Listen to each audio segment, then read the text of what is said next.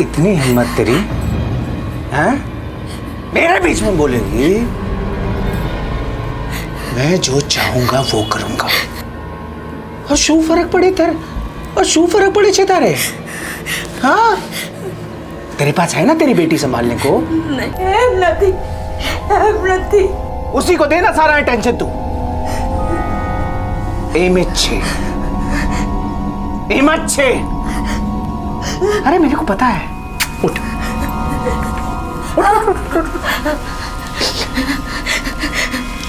मेरे को पता है तेरे पास मेरे लिए टाइम नहीं है।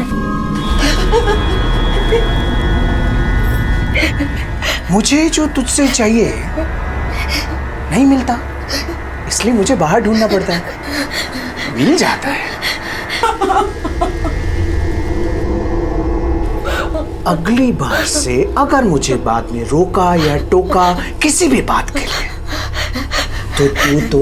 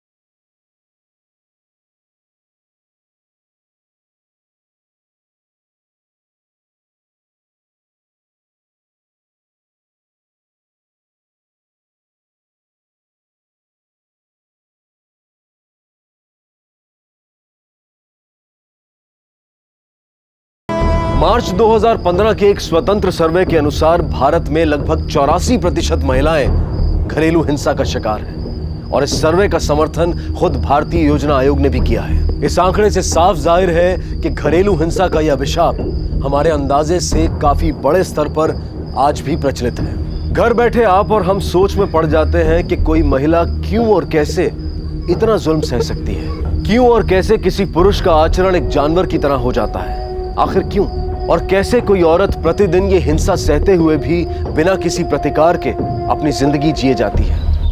मोड़ू थशे बेटा, जल्दी कर, बस आ जाएगी। चला। अरे किरण, जूते कहाँ हैं? हाँ, यहीं नीचे रखे हैं। आज बैठ जा। हाँ, चलो मुंह खोलो, खोलो खोलो खोलो। शाबाश, गुड गर्ल। नहीं, मैं देती हूँ। मैं कर लूंगा, तुम जाओ खिलाओ।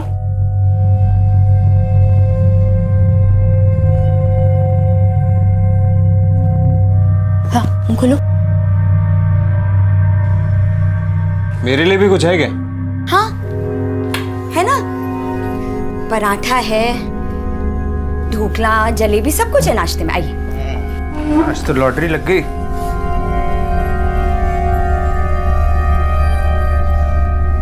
चल मुंह खोल। ये नमक की गोनी तुम्हारे मायके से आई थी क्या? पूरी गोनी डाल दी इसमें?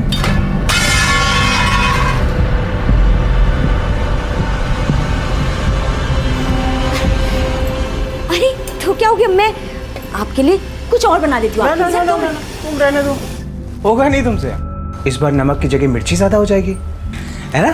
और सुनो, रात को भी आराम ही करना, मेरे लिए खाना बनाने की जरूरत नहीं है, मैं लेट हो जाऊंगा।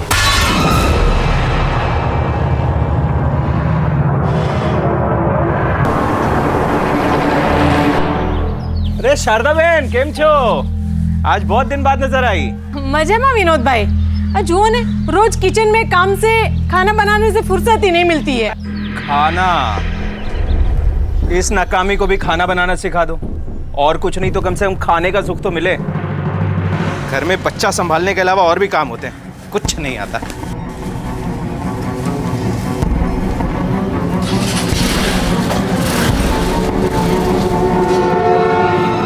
किरण, कल रात को फिर कुछ हुआ था क्या? चीख सुनी थी मैंने। एक बात याद रखना, अगर किसी के सामने मुंह खोलो ना तो तेरी जान तो जाएगी, और याद रखना तेरी मिंकू भी नहीं बचेगी। चीख? कौन सी चीख? मुझे नहीं पता। मिंकू, रेडी हो गई? गुड गर्ल, जल्दी से स्कूल जाना। हाँ, बाय बाय। बाय मिंकू। किरण, एक बात कहूं, तुम्हें विनोद के बारे में किसी न किसी को तो बता देना चाहिए। किसी और को नहीं तो कम से कम अपने मायके वाले को बता दो। कुछ है ही नहीं बताने को शारदा बहन, कुछ भी नहीं है। छुपाने से कुछ नहीं होगा। शारदा बहन, बोला ना कुछ है ही नहीं बताने को। अब जाइए, अपने काम से काम रखिए।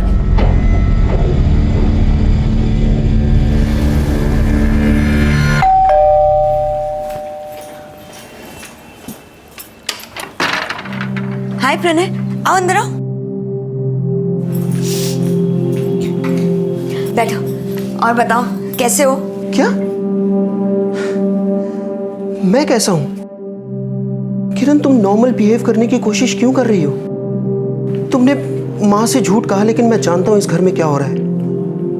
किरण, मैं फिर कह रहा हूं, जो हो रहा है वो सहन मत करो। आवाज उठाओ उस आदमी के खिलाफ। अगर कुछ हुआ तो मैं हूं ना। प्रणय, मुझे पता है कि तुम मेरे बहुत अच्छे दोस्त हो और तुम्हें मेरी चिंता है, लेकिन विनोद के बारे में आगे से फिर कुछ मत बोलना, वरना मैं। किरण प्लीज, मैं तुम्हें ऐसे नहीं देख सकता। देखो प्रणय, जो तुम्हारी माँ को बोला था वही तुम्हें बोल रही हूँ। अपने काम से काम रखो और प्लीज जाओ यहाँ से। ठीक है।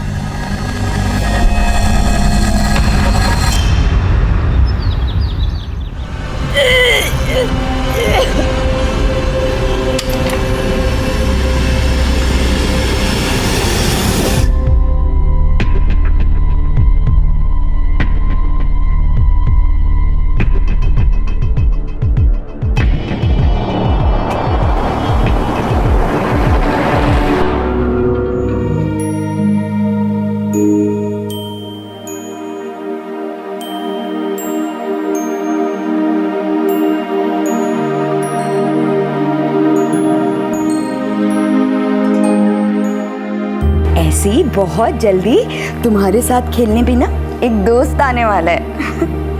आपका न्यू फ्रेंड, और उसके आने पर तुम्हारे पापा को उतनी ही खुशी मिलेगी जितनी तुम्हारे आने पे हुई थी। मजा आएगा बहुत। अरे देखो देखो, पापा आ गए। उठो उठो उठो उठो, चलो चलो। आरती, कम ना।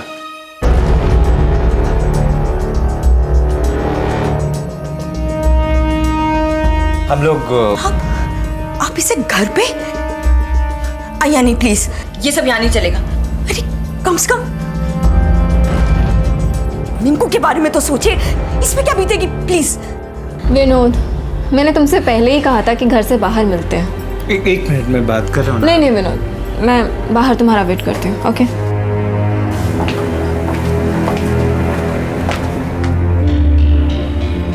तुम्हें मिंकू की चिंता है ना, तो मिंकू की चिंता करो। मैंने तुमसे पहले ही कहा था, मुझे रोकना मत कुछ भी करने से। फिर भी तुमने रोका ना। वही किया ना? मिंकू, वही किया ना। मैं आता हूँ अभी। हाँ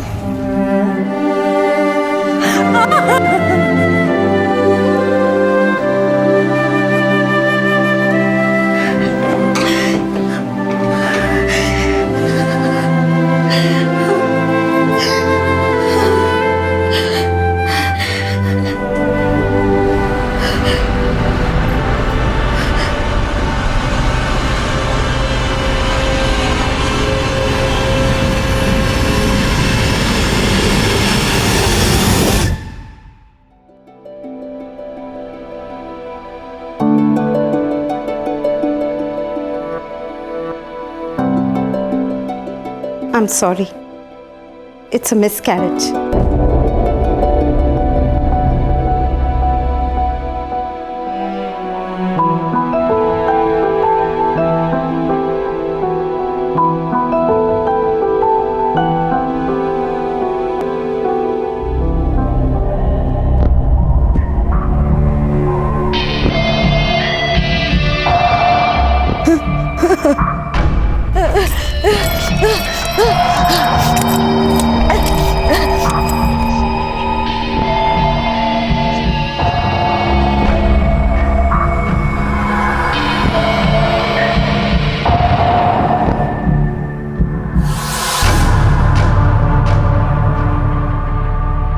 हाँ मैं पन हाँ आता हूँ, किरण को लेके ही आऊंगा। हाँ शादी के जश्न में वो भी तो भाग लेगी ने। जय जय श्री कृष्णा। ए सुन, तैयार हो जा, सामान पैक कर ले। वो गांधीनगर में अमन भाई के बेटे का लगन है, उधर जाना है। 2 घंटे लगेंगे गाड़ी से। और सुनना, वो मिंकू को शारदा बहन ने पासे छोड़ दे, नहीं तो रास्ते पर ना वो पे पे उल्टी रोना चिल्लाना वो सब झंझट में नहीं पड़ना है, समझी ने? ए तू भी अपना जरा रोनी सूरत ठीक कर, थोड़ा हंस खुश रहे। Full time tragedy queen Meena Kumari, समझी ने?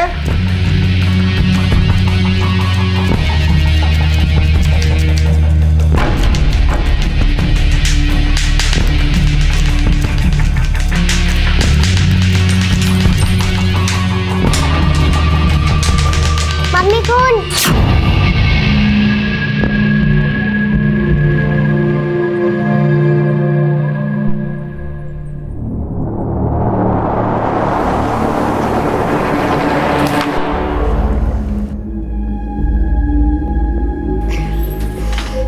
शारदा बहन, मिंकू को एक रात के लिए आपके पास छोड़ना था।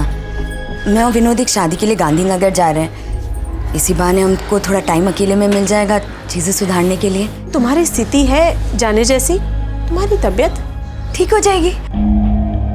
हो सकता है रात को वहीं रुकना पड़े। अरे कहीं वांधो नहीं, लेकिन अपनी तबीयत का ख्याल रखना। हाँ चलती। हाँ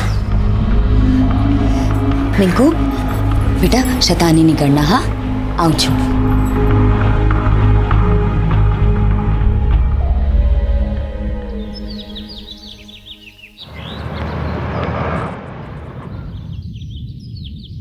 अरे ताला लगा हुआ है।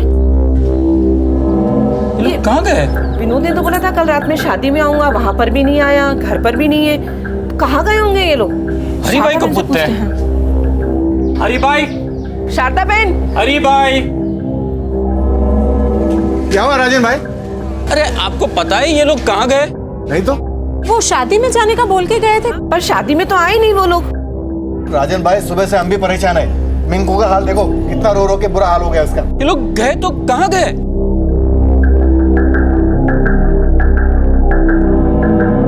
पड़ोसी और परिवार चिंतित थे। किरण और विनोद गांधीनगर में रिश्तेदार के घर की ओर निकले जरूर थे, लेकिन वहां पर पहुंचे नहीं। तो फिर कहां थे विनोद और किरण? कुछ पता चला क्या? कहीं कुछ पता नहीं चल रहा है। पुलिस स्टेशन चलते हैं।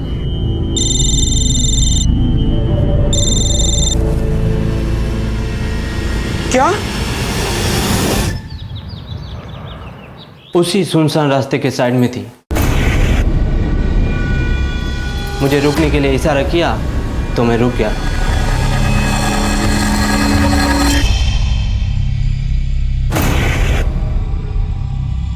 इसके अलावा कुछ पता है आपको? कोई दिखा था आपको? मैम, किरण कहाँ है? अंदर है वो, डॉक्टर चेकअप करें, बस आते ही वो।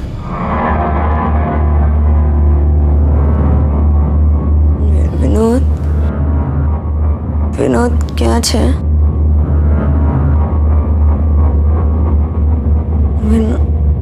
विनोद कहाँ है विनोद जी है, लेटे रहिए। विनोद कहाँ? बुलाते, आप विनोद जी को बुलाते। Please calm down. विनोद, आप सो जाइए प्लीज। विनोद, विनोद आ जाएंगे। विनोद। कहाँ हो तुम? विनोद Please, rest नहीं, मेरे को कीजिए, आ जाएंगे। मैडम विनोद आपके साथ है ना? वो कहीं दूसरे देखिए, आप शांत हो जाइए। है ना मम्मी विनोद मेरे साथ था ना? है ना? हम दोनों एक साथ गया था ना? हाँ, विनोद कहाँ है बेटा? कहाँ है विनोद? कहाँ है? देखिए, आप शांत होकर हमें बताएंगे ना तो हम आपके पति को ढूंढ पाएंगे। ढूंढ पाएंगे?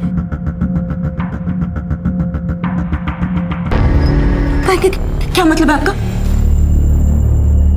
हाँ, ढूंढ पाएंगे इससे क्या मतलब है? Ma'am, she needs rest. नहीं। सर में गहरी चोट आई। She needs rest. I understand. चलिए मैडम, हम सब बाहर चलते हैं। आप समझ नहीं रही है। Nurse, injection. चलिए, आप मैडम, लोग आपकी चलिए। बात सुने। मैडम, उन लोगों ने विनोद को नहीं, उन लोगों ने विनोद को कहीं, आप लोग समझ नहीं रहे, विनोद मेरे साथ ही था। विनोद सु तो हमारी दिख रही है, सु करियो विनोद है, विनोद नहीं मारा होगा उसको। आखिर मेरे बच्चे को हॉस्पिटल पहुंचा ही दिया उसने। क्या बोल रही हो आप? हाँ, एक तो मेरा बेटा घूम गया, मैं वैसे परेशान हूँ, और आपको कुछ समझ में नहीं आ रहा है, कुछ भी बोल रहे हैं आप। हॉस्पिटल में हुए इस वाकये ने किरण और विनोद के रिश्ते पर रोशनी डाली। किरण के प्रति विनोद का अनुचित व्यवहार सबके सामने आया, और साथ ही ये बात भी साबित हो गई कि विनोद के माता पिता भी इस कड़वे सच से वाकिफ थे। कल रात को हम लोग टैक्सी में बैठे, टैक्सी वाला हमें एक सुनसान जगह ले गया। उसने गाड़ी रोकी, बोला गाड़ी में कुछ गड़बड़ है, वो पानी लेने चला गया। फिर अचानक से दो लोग ऐसे सर पे रुमाल बांध के गाड़ी में घुसे और जबरदस्ती मेरे जेवर खींचने लगे। विनोद ने उन्हें रोकने की कोशिश की, मैंने भी कोशिश की, और फिर अचानक से किसी ने मेरे सर पे बहुत तेज वार किया। बस इसके अलावा मुझे और कुछ याद नहीं है।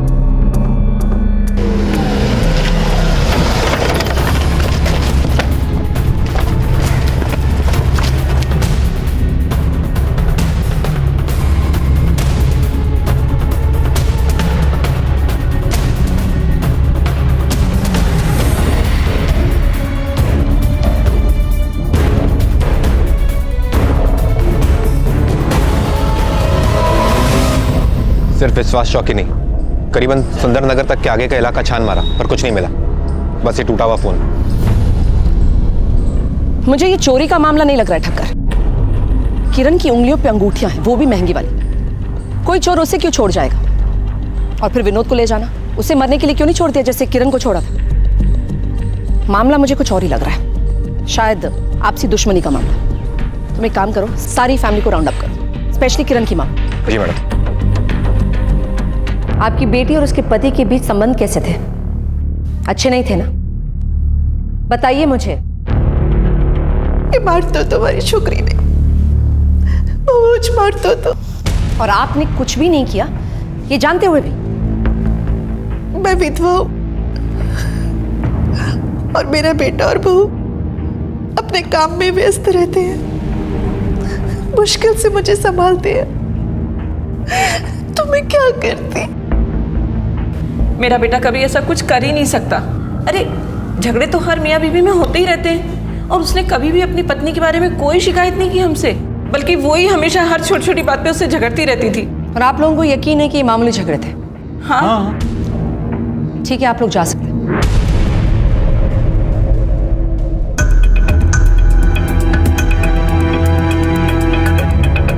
मामूली झगड़े, ये मामूली झगड़े थे कि डोमेस्टिक वायलेंस? पता लगवाना पड़ेगा ठक्कर, तुरंत। जी मैडम।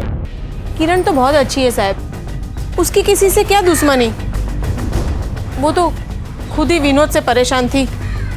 हाँ, विनोद के जरूर बहुत सारे दुश्मन रहे होंगे, निर्दयी मानस। उसे तो अपना बच्चा खो जाने का दुख भी नहीं था, मैंने उसके चेहरे पे जरा भी दुख नहीं देखा था। बच्चा खोने का? हाँ साहब, किरण के पेट में 3 महीने का बच्चा था। अरे सर, उस आदमी को वैसे भी जीने का कोई हक नहीं था। अपनी बीवी को इतनी बेरहमी से मारता था, पीटता था, इतना बुरा बर्ताव करता था। अच्छा वो मर गया। मैडम, ऐसे तो किसी पे शक नहीं हुआ सिवाय उस प्रणय के, पड़ोसी शारदा बहन का बेटा। उसे विनोद पे बड़ा गुस्सा था। कह रहा था अच्छा हुआ जो मर गया। हो सकता है कि उसी ने विनोद को कुछ किया हो। अगर उसने कुछ किया होता तो शायद इतने खुले से नहीं कहता वो, लेकिन ये भी हो सकता है कि वो हमें गुमराह करने की कोशिश कर रहा है। मैडम एक और बात, विनोद के नाम पे एक इंश्योरेंस भी थी, पता चला है।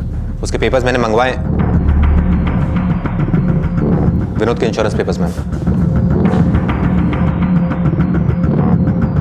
75 लाख का इंश्योरेंस, बेनिफिशियरी किरण धेड़िया।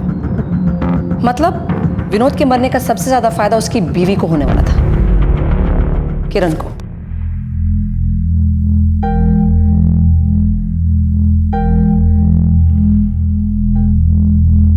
ठीक है तू।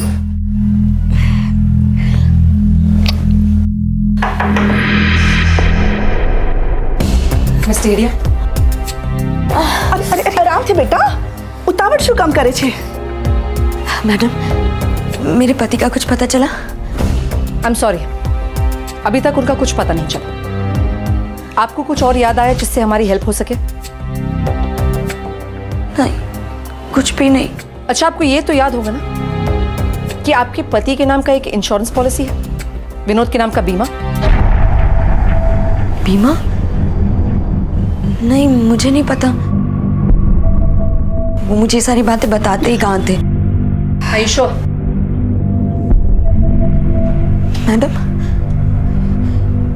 आपको ये लग रहा है कि ये सब मैंने करवाया है?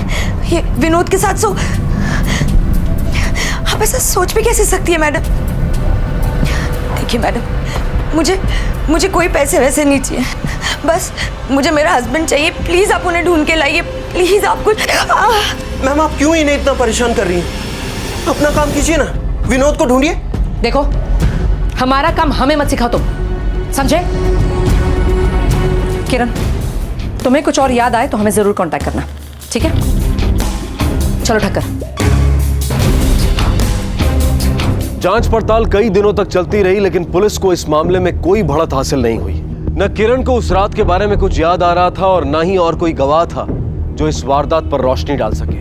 3 महीने बीत गए, मामला अब ठंडा पड़ने लगा और दूसरे केसेस को ज्यादा प्राथमिकता मिलने लगी।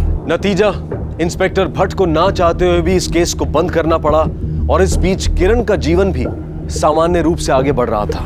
लेकिन ये राहत मानो केवल पल भर की ही थी। मिंकू, आँख खोलना। तू चिंता ना कर, सब सही हो जाएगा। हाँ, आप लोग सब यहीं रुकिए। डॉक्टर साहब, ये मेरी बेटी है डॉक्टर साहब। डोंट वरी, हम लोग देखेंगे। मिंकू, हाँ मिंकू, चिंता ना करिश। मिंकू, सब सही हो जाएगा। खबर न थी, 1 मिनट पहले तो घर में खेल रही थी, फिर अचानक से बेहोश हो गई। चिंता नहीं कर, मैं तो बराबर थी जैसे बेटा।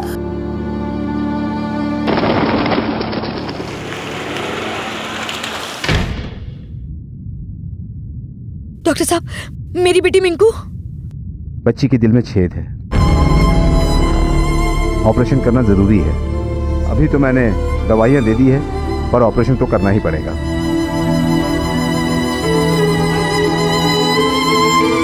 मैं कोशिश करूंगा, जितना हो सके उतना बंदोबस्त करूंगा। हूँ पण एक रिटायर माणस छूं।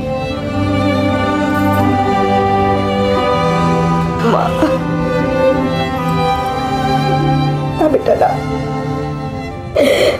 अगर बीमे की रकम मिल जाती तो આપણને મદદ થઈ જશે।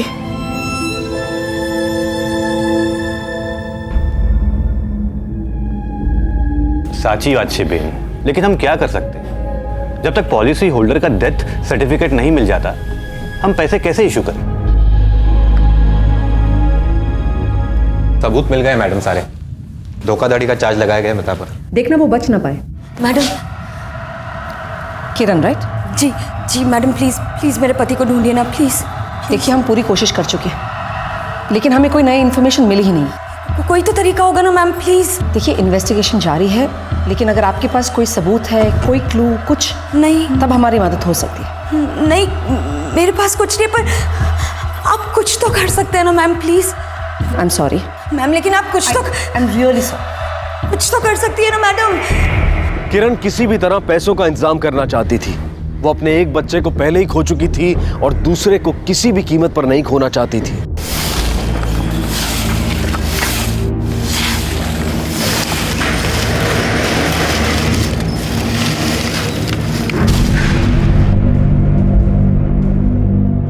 इस इंसान को मरे हुए करीबन 3 महीने से भी ज्यादा हो चुका है। बॉडी इतनी बुरी तरह जल चुकी है कि पहचानना मुश्किल है। Thank you doctor. ये वो केसेस मैडम जिनका ताल्लुक उस बॉडी से हो सकता है। इन सब की फैमिलीज को बोला बॉडी की शिनाख्त करने के लिए, स्पेशली इस किरण देड़िया को। उसका पति विनोद भी इसी दौरान गायब हुआ था। जी मैडम।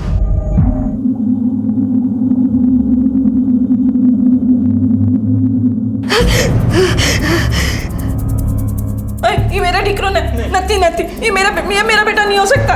ये नहीं हो सकता मेरा बेटा, नहीं हो सकता हमारा बेटा, ये नहीं हो सकता। નથી અમારો દીકરો, નથી।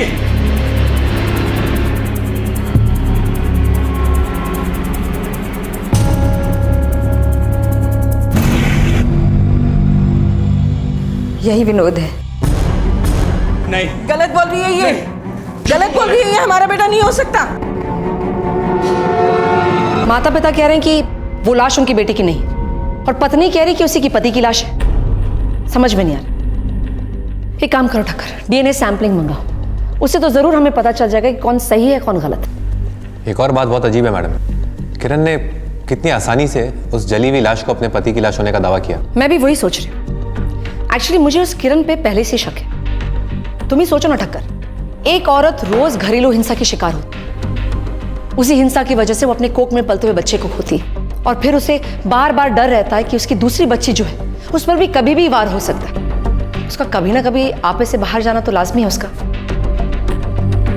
वो उसने ऐसा क्यों किया मेरी समझ में आ रहा, लेकिन कैसे किया ये समझ में नहीं आ रहा। एक काम करो ठक्कर साहब, उसे मिंकू की बहुत चिंता है।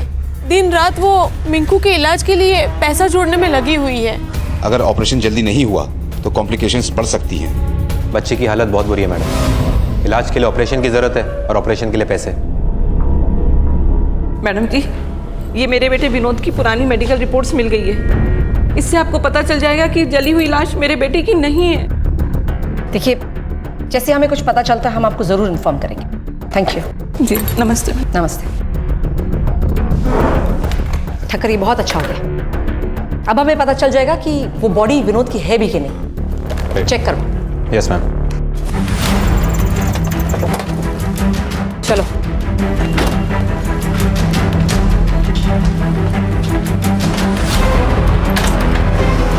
सारा कहाँ चलेगा मैम? पता करना पड़ेगा, चलो। मैडम, यही प्रणय। किरण कहाँ है? कुछ आइडिया है तुम्हें? ये लोग तो हॉस्पिटल गए हैं, मैं भी वहीं जा रहा हूँ। किरण की बेटी मिंकू की तबीयत बहुत खराब हो गई। तुम जाओ, हम वहीं आ रहे हैं। चलो। देखिए, थोड़े से भी पैसे मिल जाएंगे ना तो मेरी बहुत मदद हो जाएगी। मेरी बेटी का सवाल है, उसका ऑपरेशन ड्यू है। प्लीज कुछ, मैं आपसे बाद में बात करती हूँ। इतना ही मैनेज हो पाया। I am sorry. I know ये समय शायद सही नहीं है, लेकिन हमारे पास एक गुड न्यूज़ है तुम्हारे लिए। जो लाश हमें मिली थी वो तुम्हारे पति की नहीं है, विनोद दहड़िया की नहीं है। नहीं है? अरे ऐसे कैसे नहीं है? ऐसे कैसे नहीं है मैडम? आपको कोई गलतफहमी हुई है? देखिए, हमें कोई गलतफहमी नहीं हुई। वो लाश तुम्हारे पति की नहीं है, हमने डीएनए टेस्ट करवा किया। नहीं नहीं मैडम, आप समझ नहीं रही हैं। मैंने उन्हें कोई गलतफहमी। Control yourself. नहीं प्लीज, मैं आप समझने की कोशिश क्यों नहीं कर रही है? मैंने उनकी बॉडी को पहचाना, मैं जानती हूँ वो वही है, वो मर चुके हैं। तुम्हें कैसे पता है वो मर चुका है?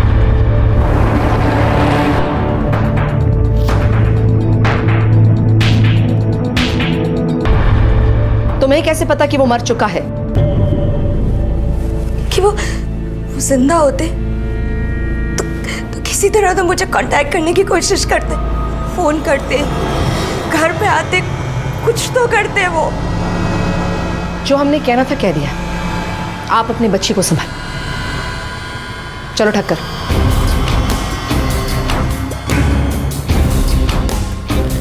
वो पैसे दो। पैसे जमा करते हैं। मैडम, अब मुझे भी लग रहा है कि आपका अंदाजा सही है। किरण जरूर विनोद के गायब होने से कनेक्टेड है, पर बात वहीं आके थम जाती है। मोटिव तो फिर भी धीरे धीरे क्लियर हो रहा है, लेकिन कैसे? एक काम करो ठक्कर, किरण के सारे फोन रिकॉर्ड्स निकलवाओ। पता तो चले कि किस किस के कांटेक्ट में थी। Yes madam. और नहीं रुक सकते, ऑपरेशन अभी करना होगा। आप लोग जल्दी से पैसे डिपॉजिट करवाइए। देख बेटा, तू बिना बिना राजन भाई से अभी क्या भी बात कर। मिंकू की जिंदगी का सवाल है ना। माँ, आप उनसे बात करो, मैं घर से बच्चे जेवर लेकर आती हूँ।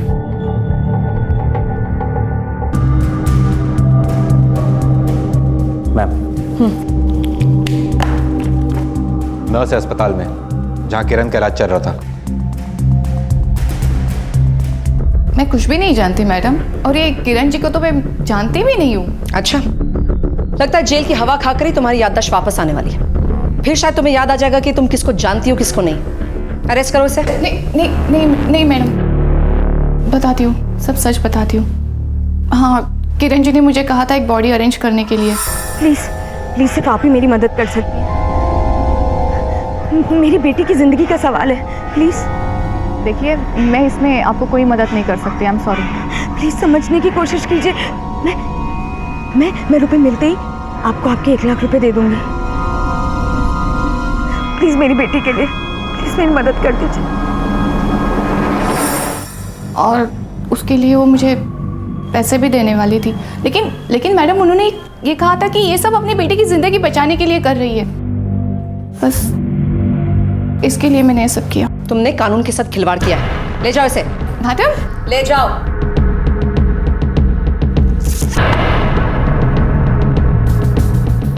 किरण कहाँ है? किरण कहाँ है? घरे गई छे, पैसा नो बंदोबस्त करवा માટે। मिंकू की तबीयत बहुत खराब छे, तात्कालिक ऑपरेशन करना पड़ेगा। अरे बिना भी अब पैसा नो बंदोबस्त થઈ ગયો। તમે જલ્દીથી ડોક્ટરને કોને ઓપરેશન की तैयारी करे। फोन करो ने। किरण को जल्दी फोन करो। 1 मिनट, किरण को कोई फोन नहीं करेगा। आप लोग ऑपरेशन करवाइए। सोलंकी जी, तुम यही रहो, इन सब पे नजर रखना। चलो ढक्कन। Yes ma'am.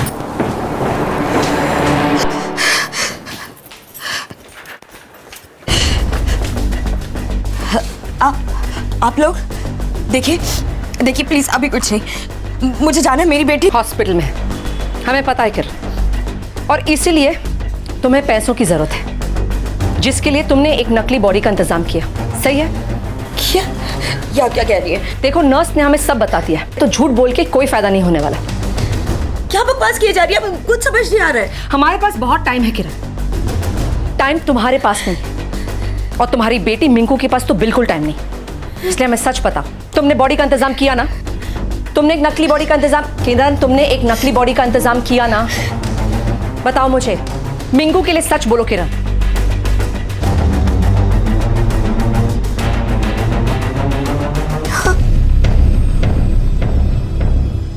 और बॉडी का इंतजाम तुमने इसलिए किया क्योंकि तुमने अपने पति को मारा।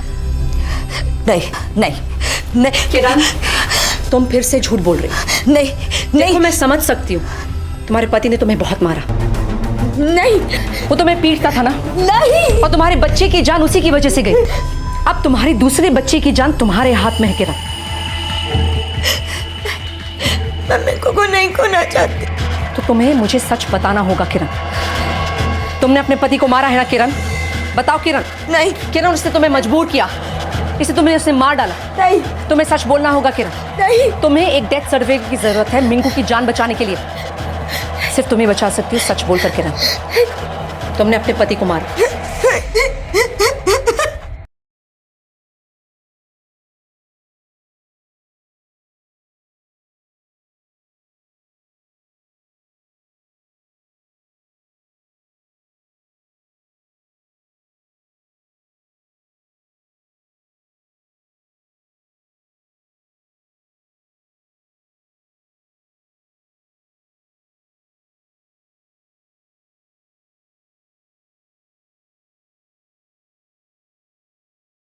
चले?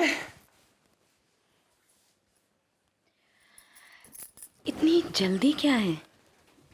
नया परफ्यूम। आपका फेवरेट है? मेरा फेवरेट परफ्यूम, मेरे फेवरेट कपड़े, इरादा क्या है?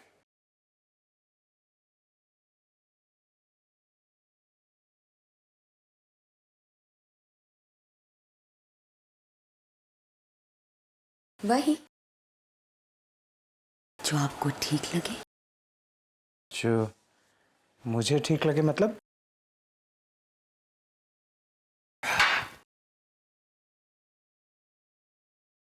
मतलब सिंपल है, जो आपको ठीक लगे। जो भी मैं चाहूं, मतलब जो भी मैं चाहूं। जो भी चाहे। हाँ।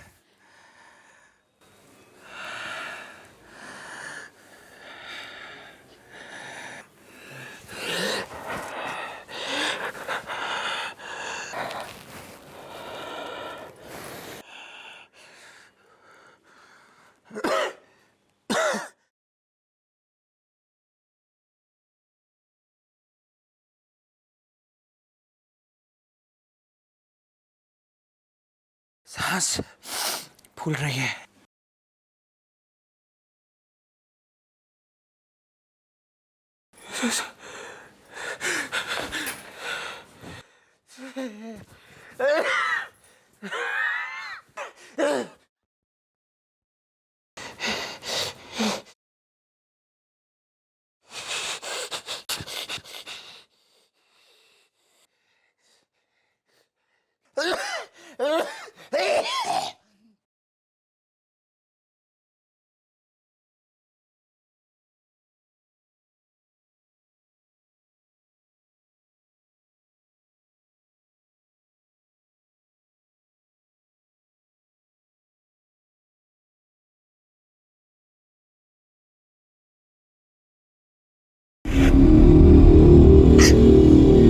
मेरे पास और कोई रास्ता नहीं बचा था।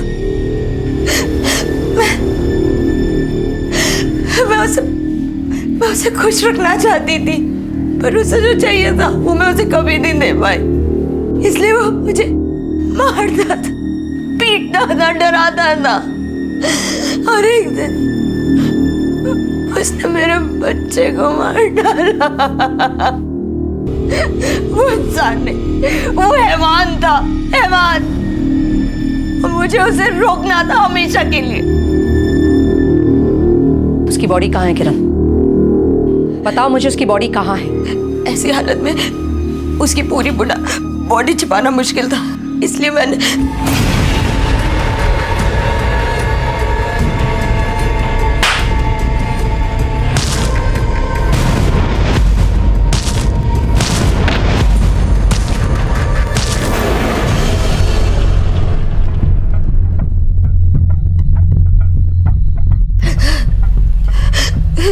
बॉडी कहाँ है किरण? उसकी बॉडी को कार में डाल के तालाब के पास ले गई, और मैंने ज्यादातर बॉडी तालाब में डाल दी जिससे कोई ढूंढ ना पाए। ज्यादातर मतलब? बताओ किरण। पूरी बॉडी सिवाय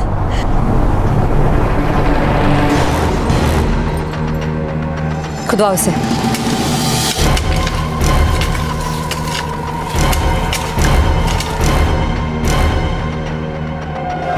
दिखाओ इधर, क्या है ये?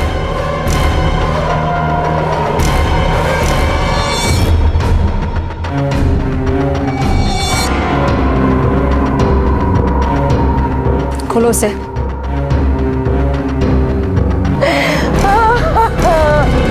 सोचिए, एक औरत पर ढाए गए निरंतर अत्याचार ने उसे ऐसी कगार पर लाकर खड़ा कर दिया जहां उसने अपने पति का कत्ल कर उसके शरीर के टुकड़े कर दिए। अपनों से मिली उपेक्षा और पुलिस का साथ ना मिलने की सोच ने किरण को यह मानने पर मजबूर कर दिया था कि इसके अलावा और कोई रास्ता नहीं है। और आखिरकार विनोद के अत्याचार से बचने के लिए किरण खुद गुनहगार बन गई। किरण ने अपनी बेटी को तो बचा लिया, लेकिन उस बेटी ने अपनी मां को खो दिया। वो मां जो अब जेल की सलाखों के पीछे कैद है। अक्सर कठिन परिस्थितियां इंसान को अच्छाई की सीमा लांघकर बुराई अपनाने पर मजबूर करती हैं। लेकिन यही वो कठिन वक्त होता है जब इंसान को हिम्मत दिखानी होती है, मजबूत बने रहना होता है। काश किरण ने कानून को अपने हाथ में लेने की बजाय कानून का सहारा लिया होता। क्योंकि जो हुआ उसके जिम्मेदार कुछ हद तक किरण के परिवार वाले, पड़ोसी और वो सारे लोग हैं जो इस घरेलू हिंसा के बारे में जानते हुए भी चुप रहे और इसका विरोध नहीं किया। याद रखिए, हिंसा आखिर हिंसक का ही अंत बन जाती है। अब मैं अनूप सोनी आपसे विदा लेता हूं, फिर मुलाकात होगी अगले एपिसोड में और खुलासा करेंगे एक और जुर्म का। तब तक अपना और अपने परिवार का ख्याल रखें और देखते रहें क्राइम पेट्रोल डायल 100। सबक एक को, सीख हम सबको। जय हिंद।